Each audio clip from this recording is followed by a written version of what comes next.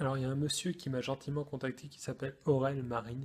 Il m'a demandé de faire un petit mot de soutien pour le Bureau des Arts, donc le Bureau des Arts Fantasy Art, que je soutiens vraiment, que je soutiens physiquement. Voilà, donc votez Fantasy Art. Une belle façon de voir l'avenir, par exemple. C'est hyper bon, c'est quoi? C'est du poulet au caramel, t'aimes bien? Attends, ça t'a pris un temps fou de faire ça? Non, c'est 2-3 heures de travail. Pas plus. En parlant de travail, j'ai pas mal planché récemment sur un sujet dont j'aimerais te parler. Dis-moi. En fait, à l'occasion de nos 2 années passées ensemble, que nous célébrons d'ailleurs ce soir, j'ai essayé de dresser un bilan de notre bonheur pendant cette période.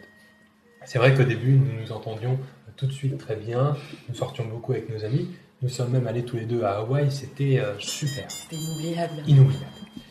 Et ensuite, forcément, le retour à Paris, on a eu des hauts et des bas. C'est normal, c'est ce qu'on appelle en économie les cycles de Kondratiev. Et ensuite, c'est la dégringolade, tu te coupes les cheveux, je ne suis pas forcément pour, je pense te l'avoir fait comprendre à plusieurs reprises, et suite à cela, se sont enchaînés tout un tas de soucis qui font qu'aujourd'hui, cette courbe est bien plus basse qu'au niveau initial, on le voit très clairement. J'en conclus donc que nous en sommes arrivés au fameux point de rupture. C'est quoi ce...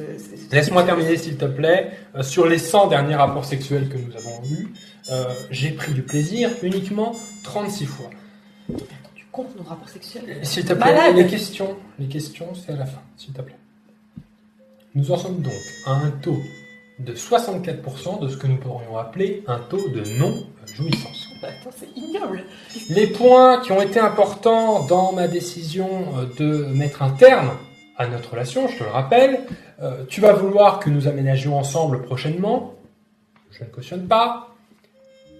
La coupe de cheveux que je te rappelais en préambule, qui est une catastrophe selon moi, que je ne cautionne pas non plus. Et évidemment, tu t'en doutais, je t'ai trompé avec l'une de tes meilleures amies. Donc, la conclusion que j'ai rédigée plutôt sous forme de question, je ne suis pas quelqu'un de fermé non plus au débat, est-ce une décision attristante? Je dirais non, c'est une décision raisonnable.